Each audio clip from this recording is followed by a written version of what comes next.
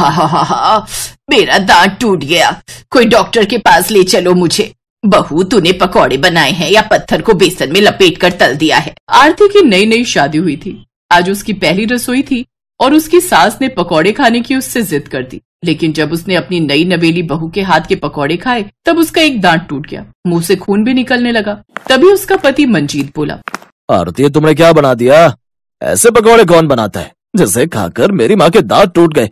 जल्दी से डॉक्टर के पास चलो माँ। मंजीत अपनी माँ को लेकर दांतों के डॉक्टर के पास गया। अब इन्हें एक नया दांत लगाना पड़ेगा। डॉक्टर साहब, जो करना है कीजिए, मेरी माँ बिना दांत के बहुत अजीब लगेगी, लोग हंसेंगे। डॉक्टर ने मंजीत की माँ को एक नया दांत लगा दिया। आपकी माँ के बाकी के दांत तो मजबूत हैं, देखकर ऐसा लगता ही नहीं कि इनके दांत टूट सकते हैं। आखिर इनका दांत टूटा कैसे, क्या मैं जान सकता हूँ? बहू के हाथ के पकौड़े खाकर। ये सुनकर डॉक्टर हैरान हो गया। पकौड़े खाकर किसी के दांत भला कैसे टूट सकते हैं? मुझे पकौड़े बहुत पसंद है, लगता है गलती से आपने कुछ और खा लिया होगा। डॉक्टर साहब, मैंने कुछ और नहीं बल्कि पकौड़े ही खाए थे। जैसे ही मैंने पहला पकौड़ा अपने मुंह में डाला और उसे चबाया, वैसे ही मेरा दांत गिर गया। मैं बता नहीं सकती कि उस वक्त कितना दर्द हुआ था मुझे। मैं आपकी इस बात पर भरोसा नहीं कर सकता, मुझे माफ कर दीजिए। पकौड़ा खाकर किसी का दांत कैसे टूट सकता है? मैं एक पढ़ा लिखा डॉक्टर हूँ, ऐसे किसी की भी बात में नहीं आ सकता। डॉक्टर साहब, मेरी माँ बिल्कुल सही कह रही है। अगर आपको यकीन नहीं होता तो मेरे घर चलिए और मेरी बीवी के हाथ के पकौड़े खाइए, फिर आपको सब पता चल जाएगा। हाँ हाँ चलिए, इसी बहाने कम से कम मुझे पकौड़े तो खाने को मिल जाएंगे और आप लोगों के झूठ का पर्दाफाश भी हो जाएगा। वो भी आखिर किसी की बेटी है, अपनी बहू पर ऐसा इल्जाम नहीं लगाना चाहिए। चलिए। मंजीत अपनी कार में उस डॉक्टर को बिठाकर अपने घर ले आया। डॉक्टर को देखते ही आरती चौंक गई।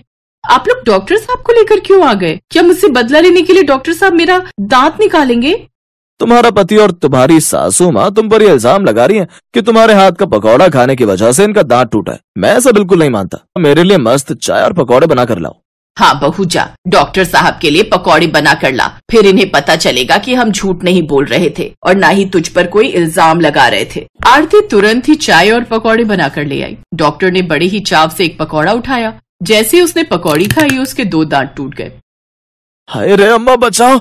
हाय बप्पा, बचाओ! कोई मुझे डॉक्टर के पास ले चलो।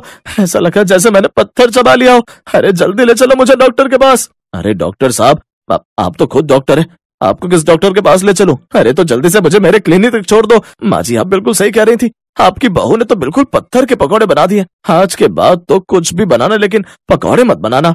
मंजीत तुरंत डॉक्टर को उसकी क्लिनिक पर ले गया। घर आने के बाद मंजीत ने आरती को खूब डांटा और समझाया भी। देखो आरती, आज से तुम पकौड़े कभी मत बनाना। अगर हम लोग गलती से भूल जाएं और तुमसे पकौड़े बनाने को कह दे, फिर भी तुम मत बनाना। मुझे तो लगता है तुम किसी पहाड़ों पर रहती थी, वहाँ बनाने को कुछ नहीं होगा, इसीलिए पत्थर के पकौड़े बनाना सीख गई होंगी। ऐसा कुछ नहीं है मंजीत, मैंने तो साधारण पकौड़े ही बनाए थे। पता नहीं कैसे हर बार इतने सख्त पकौड़े बन जाते हैं मुझसे। अगले दिन मंजीत अपने ऑफिस पहुंचा। बधाई हो मंजीत, आज पहली बार तू आदमी के रूप में काम पर आया, क्योंकि अब तो तू कुंवारा रहा नहीं। अरे थैंक यू सो मच रौनक। मंजीत, हम लोग तुझे सिर्फ तेरी शादी के लिए बधाई नहीं दे रहे, बल्कि अपने लिए खुशखबरी और है। जल्दी बता, दूसरी खुशखबरी कौन सी है? मंजीत, दूसरी खुशखबरी ये है कि हमारा पुराना खड़ूस सुपरवाइजर इस कंपनी से निकाल दिया गया। उनकी जगह पे एक नया सुपरवाइजर संदीप आया है। ये तो बहुत अच्छा हुआ। वैसे ये वाला सुपरवाइजर कुछ ठीक है या ये भी पहले सुपरवाइजर की तरह खड़ूस ही है? पता नहीं यार, आज उसका पहला दिन है। वो देख, सामने आ गया नया सुपरवाइजर। क्या मस्ती कर रहे हो तुम लोग? मुझे भी तो बताओ। मुझे सुपरवाइजर मत समझो, अपना दोस्त समझो। क्या बात है सर, आप तो बहुत कूल हैं। हमारा पुराना सुपरवाइजर बहुत खड़ूस था, वो हम लोगों से बात ही नहीं करता था। 24 घंटे बस काम काम काम। अरे मैं ऐसा ही हूँ। वैसे तुम सब लोग क्या बातें कर रहे थे? सर, इसका नाम मंजीत है, ये इस कंपनी का बहुत ही काबिल एम्प्लॉय है। हाल ही में शादी हुई है इसकी। शादी के बाद आज पहली बार ऑफिस आया है। इसी बात की हम लोग इसे बधाई दे रहे थे। अरे तो शादी करके कौन सा बड़ा तीर मान लिया? बीवियां तो डायन होती हैं, डायन। बीवियां तो छोड़ दो, औरत जाति कलंक होती है, इसीलिए आज तक मैंने शादी नहीं की। अरे चिल मारो, काम धंधा करो, जल्दी तुझे भी अपनी बीवी से नफरत हो जाएगी। Best of luck for your life. इतना कहकर हंसते हंसते सुपरवाइजर वहाँ से चला गया। ऐसे ही वो सुपरवाइजर दिन भर सभी के मजे लेता रहा। शाम को जब छुट्टी हुई तो सारे लोग कंपनी के बाहर आ गए। संदीप और उसके बाकी के दोस्त भी वहाँ पर खड़े थे। तभी मालिक का दामाद वरुण उन्हें लेने अपनी BMW कार से आया। बॉस, ये बंदा कौन है जिसे आप इतनी इज्जत दे रहे हैं? मिस्टर संदीप, ये मेरा दामाद है। ये मुझे लेने आया आज, क्योंकि यहीं से हम लोग सीधा किसी पार्टी में जाने वाले हैं। ओह अच्छा, ये आपका दामाद है। मुझे लगा कि आपका ड्राइवर है। ये आपका दामाद तो लगता ही नहीं। By the way, enjoy your night boss. इतना कहकर वो सुपरवाइजर हंसते हंसते वहाँ से चला गया। सॉरी वरुण, ये नया सुपरवाइजर है। ये जब से आया है तब से लोगों का ऐसे ही मजाक बनाता जा रहा है। धीरे धीरे ये सीख जाएगा, कल समझा दूंगा इसे। डैड, आप मुझसे माफी क्यों मांग रहे हैं? इसमें आपकी कोई गलती नहीं है। चलिए मूड मत खराब कीजिए, पार्टी एंजॉय करते हैं। इतना कहकर वो दोनों वहाँ से चले गए। मंजीत और उसके दोस्तों को ये सब देखकर बहुत बुरा लगा। ऐसे ही दिन बीतते गए। वो हर वक्त लोगों का मजाक ही उड़ाया करता था। फिर एक दिन मंजीत ने सुपरवाइजर से कहा, सर आज शनिवार है, कल संडे है। क्या बात है मंजीत, तुमने तो एक ऐसा ज्ञान दे दिया जो मुझे कभी पता ही नहीं था। भाई लोग सुन लो, सभी लोग, आज शनिवार है और कल संडे है, लेकिन मुझे एक और चीज पता है कि परसों मंडे है। मंजीत और उसके दोस्तों को गुस्सा तो आ रहा था, पर उन्होंने कोई रिएक्ट नहीं किया। सर आपका यही अंदाज तो मुझे पसंद है। मैंने घर में सबको आपके बारे में बताया, सब आपसे मिलना चाहते हैं, तो क्या कल आप हमारे घर आ सकते हैं? मैं आपको खाने पर इनवाइट करने आया हूँ। मेरी बीवी पकौड़े बहुत अच्छे बनाती है, जिसे खाकर आपको मजा आ जाएगा। अरे वाह, पकौड़े तो मेरे फेवरेट है, मैं कल जरूर आऊंगा। इतना कहकर वो वहाँ से चला गया। यार मंजीत, तूने इस बेवकूफ को अपने घर क्यों इनवाइट कर लिया? ये सबका मजाक उड़ाता रहता है ना। कल हम लोग इसका मजाक बनाएंगे, तुम लोग भी आना कल। बस इस बात का ख्याल रखना कि तुम लोग पकौड़े मत खाना। वो क्यों? वो तुम लोगों को कल ही पता चल जाएगा। अगले दिन वो सुपरवाइजर मंजीत के घर पहुंच गया। मंजीत की पत्नी ने पकौड़े बनाए और कुछ सुपरवाइजर को परोस दिए। ओए लड़की, जरा लाल वाली चटनी उठाना। सर ये बीवी है मेरी। ओह सॉरी, मुझे लगा घर की नौकरानी है। सुपरवाइजर ने 2 पकौड़े एक साथ उठाए और खा गया। पकौड़े खाते ही उसके आगे के दोनों दांत टूट गए और वो जोर जोर से चिल्लाने लगा। टूटे हुए दांत देखकर सब लोग उस पर हंसने लगे। सुपरवाइजर तुरंत वहाँ से भाग गया। अगले दिन जब ऑफिस गया तो ऑफिस के सभी लोग भी उसका मजाक उड़ाने लगे। अब तुम्हें पता चला कि जब कोई किसी का मजाक उड़ाता है तो कैसा लगता है। हमने नया सुपरवाइजर अपॉइंट कर लिया है, आज के बाद ऑफिस आने की कोई जरूरत नहीं है। सॉरी सर, ऐसा मत कीजिए, आज के बाद किसी का मजाक नहीं उड़ाऊंगा। Get out. वो गिड़गिड़ाता रहा, पर मालिक ने उसे माफ नहीं किया। पत्थर के पकौड़ों की बदौलत उसने अब लोगों का मजाक उड़ाना छोड़ दिया।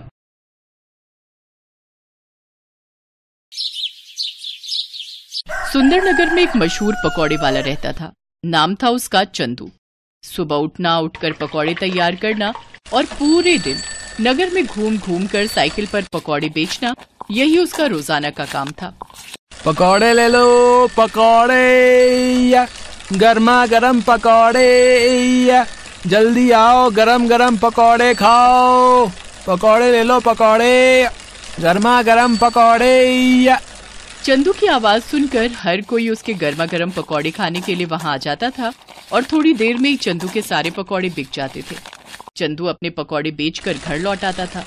ये देखो माँ, आज मेरी कितनी कमाई हुई। तुम्हें पता है, सुंदरनगर में हर कोई मेरे पकौड़ों का दीवाना है। सबको मेरे पकौड़े बहुत पसंद आते हैं। क्या हुआ, तुम क्यों मुंह फुलाए बैठी हो? क्या फायदा कमाई का जब खाने वाले हम दो हैं। कब से तुझे बोल रही हूँ कि शादी कर ले। कम से कम ऊपर जाने से पहले पोते पोती का मुंह तो देख लूंगी। बहू से सेवा तो करवा लूंगी, पर तू है कि शादी के लिए हाँ ही नहीं करता। देख, पड़ोस में सबकी बहुएं आ गई हैं, एक तू ही रह गया है शादी के लिए। ठीक है माँ, अगर तुम कहती हो तो मैं शादी के लिए तैयार हूँ। वैसे भी अब मेरा काम अच्छा चल गया है, तो मुझे शादी करने में कोई परेशानी नहीं है। अगर मेरी माँ खुश है तो मैं भी खुश हूँ। ठीक है बेटा, तो फिर मैं आज ही तेरे लिए लड़की देखना शुरू करती हूँ। कुछ ही समय में चंदू के लिए बहुत ही समझदार लड़की मिल गई और चंदू की शादी हो गई। नई बहू के घर आ जाने से घर में रौनक आ गई। चंदू की माँ बहुत खुश थी। लक्ष्मी बहू, तुम तो साक्षात लक्ष्मी का रूप बनकर ही हमारे घर में आई हो। तुम्हारे आने से घर में कितनी रौनक आ गई है।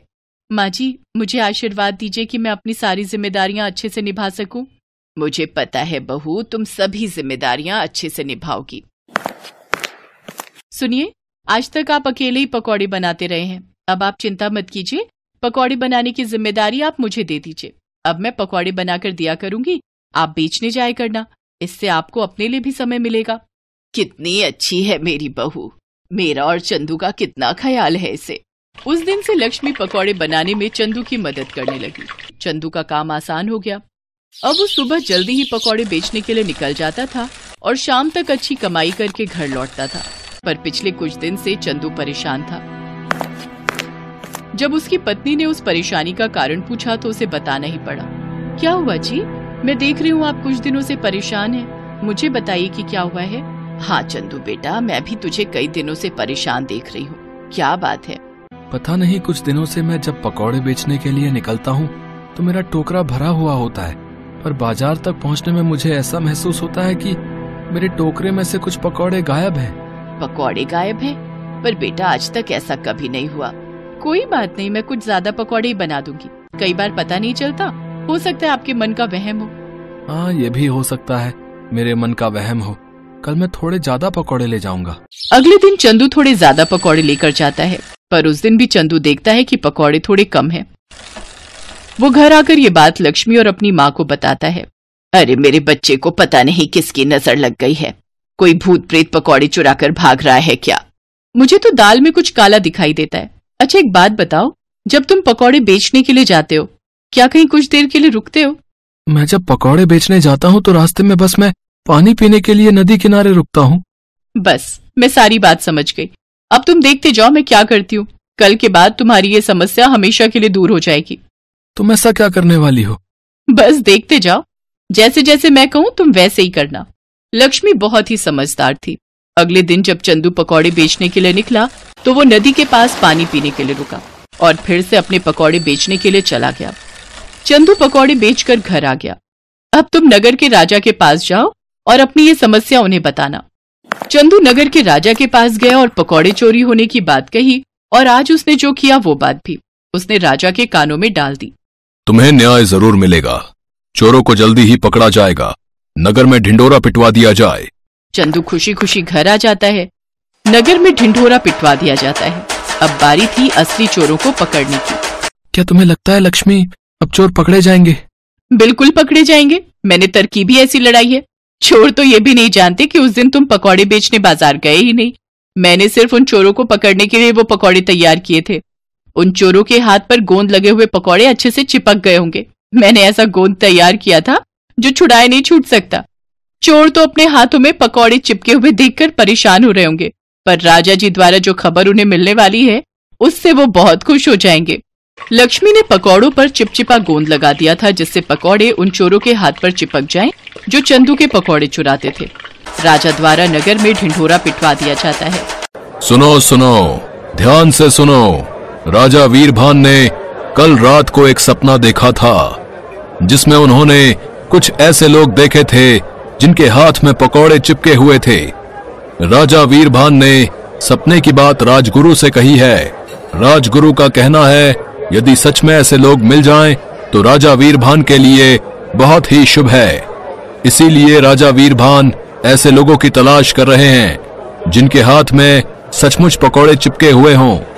क्या हमारे राज्य में ऐसा कोई है जो ये इनाम पाना चाहता है तो वो राजा वीरभान के पास जा सकता है।